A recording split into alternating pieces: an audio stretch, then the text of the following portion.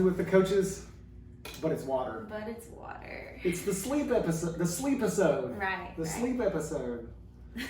The The benefits and the value and the importance and the necessity of sleep. How important is it? I mean, I just used like 4 descriptor words, so it's got to be important. It's got to be kind of important at least. Well, here's an interesting one. It says today 75% of us dream in color, whereas before color television, only 15% of us did. I don't know if that's true or not, but it's on the internet. So It's gotta be true. So sleep is something that a lot of people take very for granted. Society in general, I think, undervalues sleep because a lot of times people are like, sleep when you're dead. The less sleep you get, the more time you have to work on things. To be productive. Yeah, so like, you know. I definitely see that in productive societies, Right. or civilizations that value productivity. Right. They definitely throw sleep out the window Yeah. and just completely stop appreciating how valuable that is to productivity. Yeah. Elon Musk is a really popular one when it comes to talking about sleep because I don't remember exactly what he said, but he had some sort of rationale to sleep less so that he's like, well, you know, that's an extra 3 hours in the day I could be working. Yeah. So he just sleeps a little bit and then gets back to what he was doing. But, you know, as someone as intelligent and inventive as he is, you wonder, like, maybe if he did value his sleep a little bit more, like, what more could he do? Well, and that's a really good example of people trying to model themselves after an outlier. Mm-hmm. You know, that's something that you definitely have to be careful with when Yeah. you pick an outlier that happens to do this, that, or the other, Yeah. and then you try to you try to copy your life after that. You got to be really careful with that Yeah. because you know there could be tons of reasons why that works for him and doesn't work for everybody else. That's exactly right. That's another really good point because there actually is a gene in your body that if you have this specific gene, you're just as productive as somebody who sleeps 8 hours a night whenever you only get like 6 hours a night, and you feel completely fine. It doesn't really impair your cognitive function in your waking hours. But like you said, those are outliers, and that's very rare. I think in some studies they've done just a few percentage of the population that they tested actually had that gene. So what we're going to talk about is the majority of us, which is probably you, and talk about the value of sleep, some of the implications it can have on your body and on your mind when you don't get enough of it. So how many hours of sleep do you get each night? I'm averaging 7.5 these days. It's better now than it's been in a long time. Yeah. And you know, for the first few years that this place was open, I was lucky to get 6, and then I started trying to bump it up to 6.5, and then eventually I got to where I was averaging 7. And so now, since you took over the mornings, it's been much easier for me to get my 7.5. Right. And I feel really good there. I don't know that I would need to bump it up to 8, at least not right now. Right now, I'm functioning really well on 7.5. Right on. Just to kind of determine whether or not you might be a little sleep deprived, some things that you might notice is like if you feel like you're always sore for like 3 days in a row, even though you take it kind of easy, or you take a day off of working out, but you just feel perpetually sore all the time, is a very good indicator of that. If you find yourself in certain conversations or trying to work on things and you're there but you're not there, like you're just kind of staring into space and people are talking to you but you're not really hearing what they're saying, that's a very good indicator that you're probably lacking some sleep. Just general brain fog throughout the day.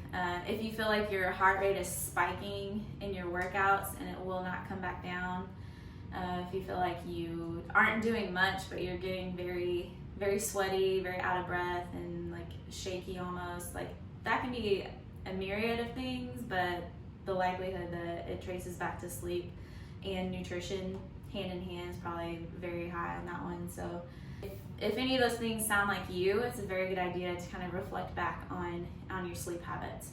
If we want to look at health as a pyramid of an hierarchy of importance of things to focus on, I would argue that sleep is at the very bottom. So it's the base. The largest part of the pyramid is going to be down here at the bottom, and I would argue that would be sleep.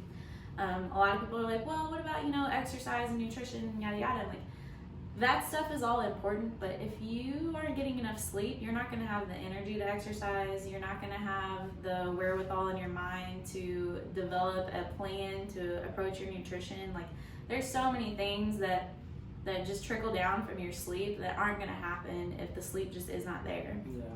A lot of that traces back to hormone function that happens in the middle of the night as well. So, you can be spinning your wheels, eating right and exercising, but your body's not going to grow and develop appropriately if you don't get those necessary hours of sleep within your deep sleep, where a lot of your hormone production and release happens in that like 5th hour in, that continues for several hours after that. So if you're one of those people that's squeaking by on 6 hours of sleep every night, you may not be reaching that optimal hormone production in the middle of the night. Yeah, I remember what it was like when my average was 6, and I was actually talking with Matt earlier that I know they've got a new baby in the house, and so they were talking about their sleep being interrupted, and so I just remembered back when Amber was a baby, and then that, much more recently when we opened up the gym. But yeah, it's just brain fog all the time. It's just feeling like garbage all the time. What are some ways that you recently found to like get more sleep, to get it up to that 7.5 hours each day? Well, there's been different things in the process along the way, but ultimately when I got a smartwatch, that helped me start actually tracking it. There's so many of them these days, and they all have built-in sleep trackers, and so it's really easy to do this now. Any smartwatch, whether it's a Fitbit or an Apple Watch or a Garmin, they've all got them built in. But seeing what my average actually was first kind of let me know how far off I really was, and then from there it was, I think the first thing I started doing was trying to do meditation before I went to sleep, because I felt like the biggest trouble I was having was just my brain wouldn't shut off. I was trying new things. I was stressed out about this, that, and the other, and so I was trying to find ways to just relax my brain so that I could actually fall asleep. And then from there, I think I started focusing on cutting off the electronics, getting off my phone an hour before bedtime. Oh, we got new light. And now I've actually got a set schedule of, a set wind down schedule. So we try to do Rambod before we go to sleep, turn off everything. I utilize the sleep thing on my phone now to where it automatically puts my phone on Do Not Disturb an hour before. So I used to use an app on my phone that would actually track the hours of sleep that you're actually asleep.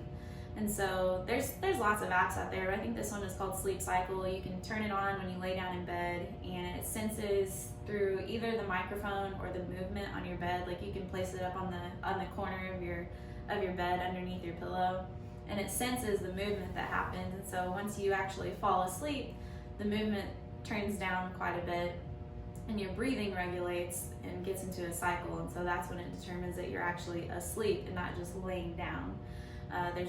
Those are two very different things. So laying down for 9 hours is entirely different from actually being asleep for 9 hours. And like you said, the downtime, like, you can set all your apps to just shut down at a certain time of night, which is very helpful, because when you stare at a screen before you go to sleep, that can keep your mind buzzing. It's staring at blue light before you go to sleep, which is the light on your phone, the light on your TV, things like that, will keep your mind buzzing and make it harder to fall asleep. It's almost like drinking caffeine a couple hours before you go to bed.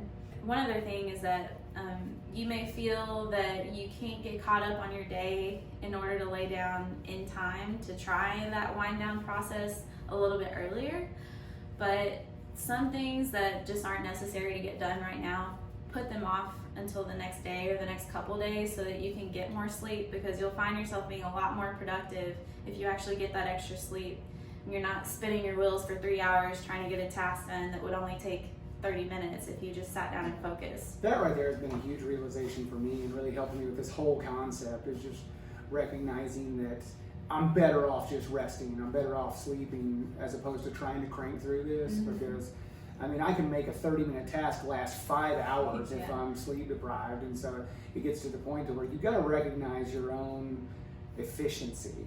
You touched on a second ago, the idea of resting versus sleeping. And that was kind of a big one for me too, is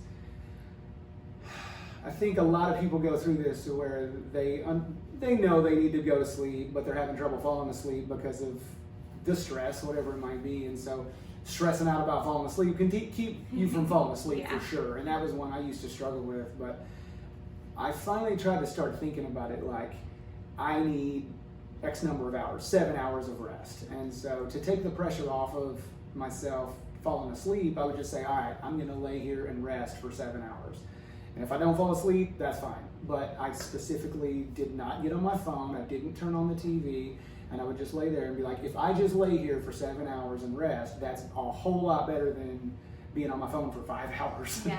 So that alone, that realization really helped me because it took the pressure off. And you know, I laid there, I relaxed, I didn't get on my phone, and a lot of times I would just fall asleep like that. I heard it put this way one time: you can't force yourself to fall asleep, but if you don't put yourself in the position to fall asleep, you definitely won't.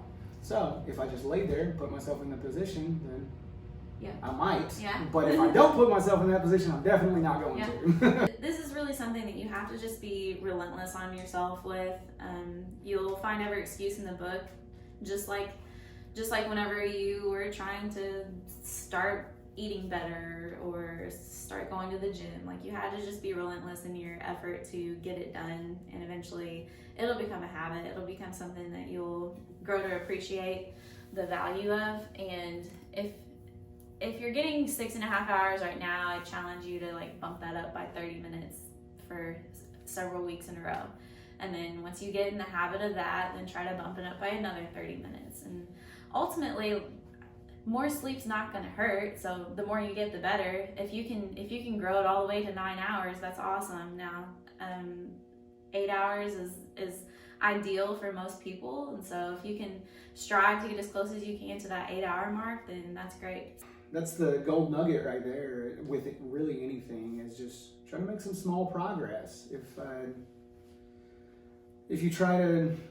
If your average is 6 and you're trying to increase it to 9 this week, it's probably not going to happen. Yeah. But you know, if you can bump it up by 30 minutes and just try to get there, and it really just happens by making some deliberate choices. Mm-hmm. You know, you got to shut things off 30 minutes earlier. You got to get yourself in bed 30 minutes earlier. You got to think about consider the things that are keeping your sleep habits messed up, and just make some small changes. Those small changes are the ones that can actually stick. Those are the ones that you can actually grow into through the rest of your life, and you know, make them a part of your daily routine. Mm-hmm. So that's it. Yeah. I mean, that's gold. Yeah.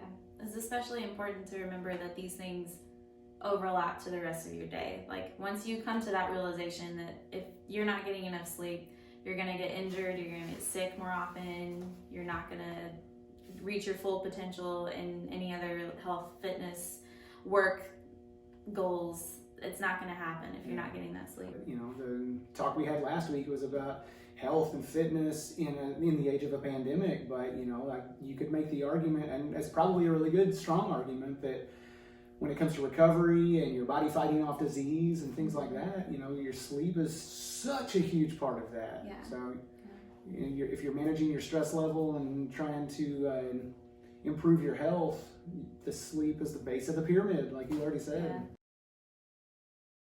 Yeah. Is that our next one? Yeah, let's do that one. All right, next week we've got the cost of getting lean. So It's expensive.